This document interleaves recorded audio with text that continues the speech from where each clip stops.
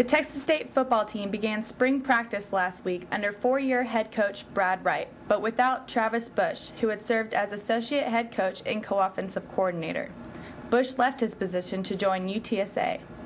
Coach Wright has named Slade Nagel as the new man for the job. Nagel is no stranger to the Southland Conference. He spent 3 seasons as assistant coach at Texas State rival Northwestern University.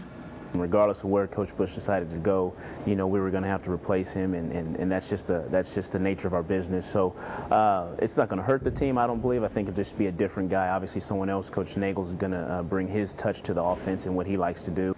The Bobcats are coming off 2 straight winning seasons, and the transition has everyone talking about what's to come. I'm telling you the truth, I'm kind of curious myself. I've actually met Coach Nagel, and I believe that him and Coach Norton are going to do a great job. They've he's obviously replaced Coach Bush.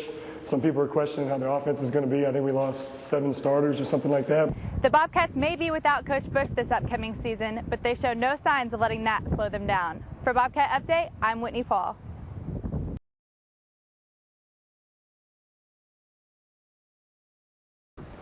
Driving on Sesame these days can be an adventure. Drainage and street improvements are underway, creating the need for detours. Motorists are advised to watch for lane closures and construction crews from now until early summer. The first project will repair drainage inlets and install new culverts to improve storm drainage along Sesame. The project is expected to take 5 to 8 weeks, weather permitting.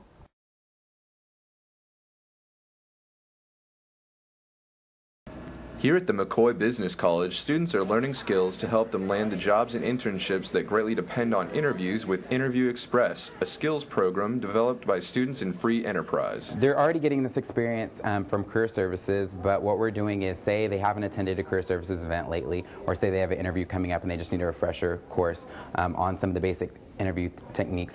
Students are also learning that many of the more casual ways of introducing themselves that they use daily would prove unwise in the business world. There are 4 main things you want to remember.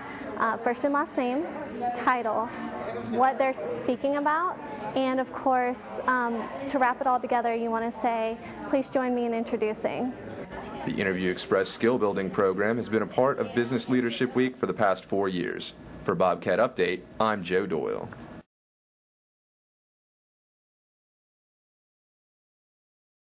Texas State's housing policy now allows students with more than 30 credit hours to live off campus. Last year, the threshold was 42 hours.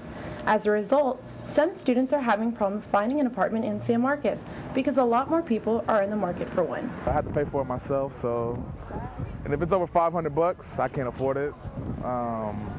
The main thing I did, I went to an apartment locator, I asked them what to do, and they kind of helped me out. It took a while to find an apartment, but I finally found one. Apartment complexes are filling up faster than expected due to the fact that many students renewed their leases. According to Westfield Management, more than half of the students who live at the apartment complex renewed. That means new applicants are put on a waiting list. We're 75% pre-leased right now. We were 52% renewed, so that means over half of our apartments were already taken before we started leasing out. So it's already, at this point of the year, very hard to find an apartment here.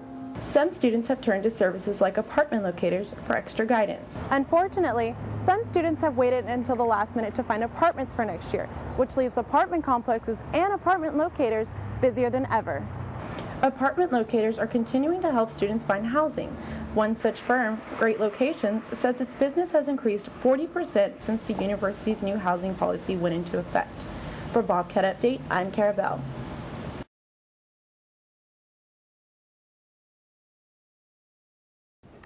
The Center for Studies of Latino Media and Markets is hosting its first International Spanish Documentary Festival.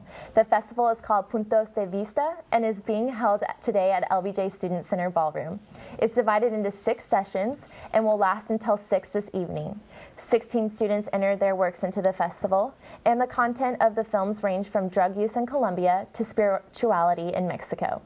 Close to 11,000 votes were cast to determine a top prize winner.